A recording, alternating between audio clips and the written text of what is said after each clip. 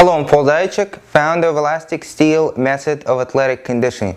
Today I'm going to teach you how to beat one move that Claude Vann Damme used in Bloodsport. Previously that move was believed to be unbeatable. Today, maybe the most important videos ever made on the Elastic Steel channel. If you have seen Bloodsport, and I'm sure most people have, there's this big guy who comes at Van Damme, or his character Fank Dux, swinging both arms into each other. I'm not sure what this move called, maybe you can help me. As he does that, there's pretty much no defense against it. You can't go side to side. You could go back, but then you're going to be off balance. You can't go forward because you're going to be stuck between his arms. And he's a big guy. He's just going to crush you. But Claude Vann Damme Dukes at the moment found a way to defend against it. He drops down, getting toward an open target. He drops into the split immediately, through an uppercut.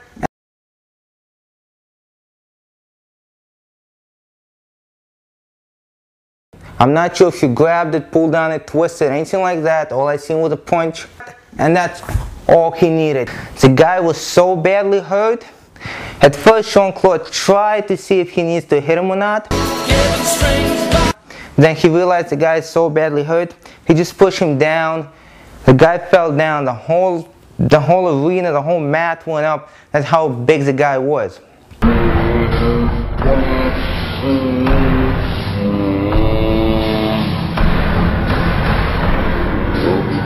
Now, the problem with that move is that everybody's seen it. So 20 years ago, you thought you could fight standing. Somebody would come in, take you down, break your arm, break your leg, choke you out. We call that Brazilian Jiu-Jitsu and grappling right now. There was no defense against it. I'm showing you the new move. You better practice. Years ago, if you learned it, if you knew it, you was the king of the block. And that was the beauty of it. Now everybody knows Brazilian Jiu-Jitsu. A lot of people have seen it. People know how to defend against it, defend against the takedown, defend against various locks. They know not to stick their arms out, legs out, not to give their back. So now the same thing is happening. There's this new move, new genre, where what ends up happening is, if you can do this move, if you know this move, there's really no defense against it. So somebody tried to fight you on the street, yo, what's up, what's up? Second he does that, all you gotta do is drop down into a split, throw an uppercut to the groin, and get up. You may not even have to hit him after that. And remember, if there's security cameras and police see it, you're not even going to get in trouble, even if you severely hurt the guy, because people are going to think that it's funny.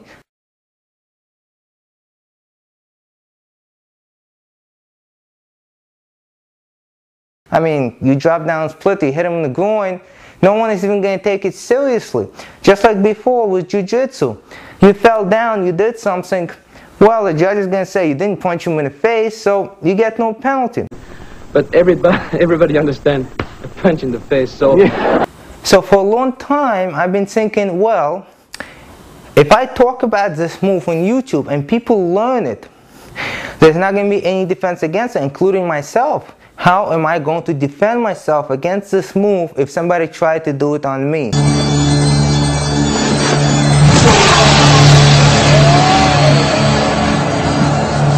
And then I thought about it for a long time.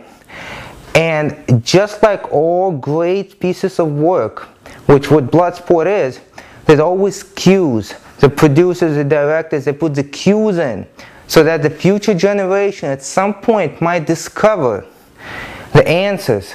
Okay, of course you have to decode it, you have to study it for years, you have to watch the movie millions of times.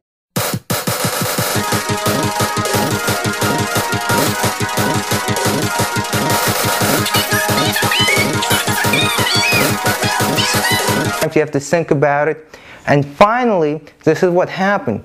I came upon an answer. Remember when Claude Vann Damme sat on a split and he was sitting above the city at night? Right?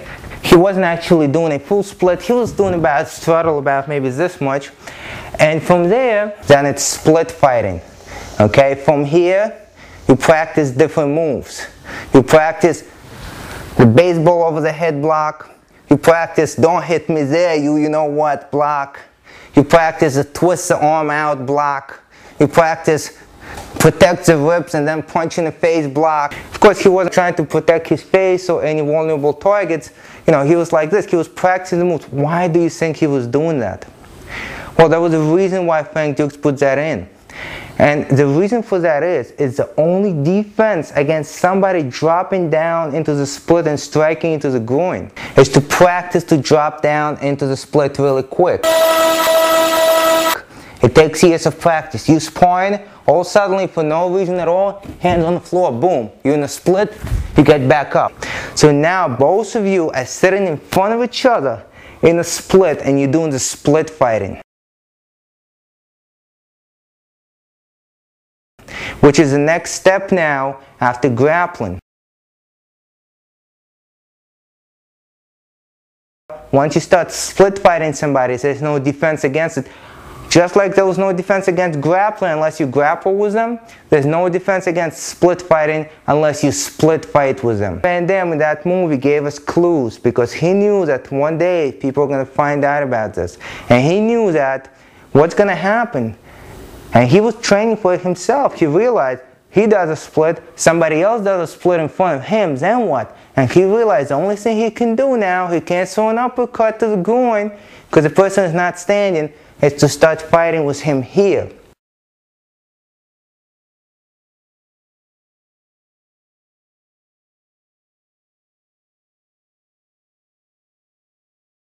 Of course, we use all the traditional punches in split fighting. We place the hands on the ribs and we go, hi-ya!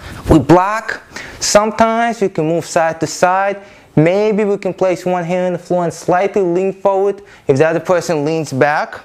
Okay, we can do that type of move. We can get the head out of the way, maybe lose shoulder blocks. Those are the basic moves that we can do in split fighting.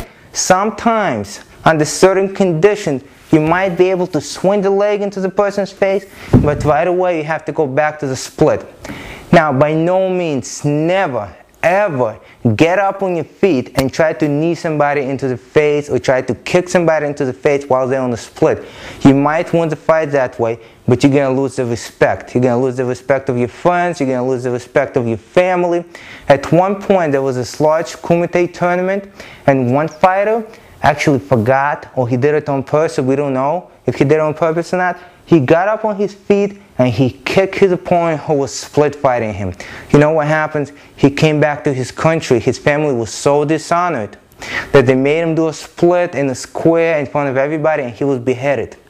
Now, the human rights group reported this incident. I don't know if it's true. Judging by the region, it probably is.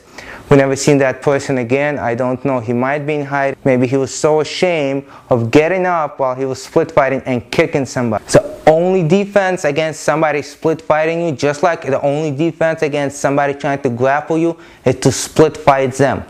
And to split fight them, you need a split, okay? A good 180-degree split. Not a low horse stance, an actual split. Look at the commercial right after this and see how you can get one.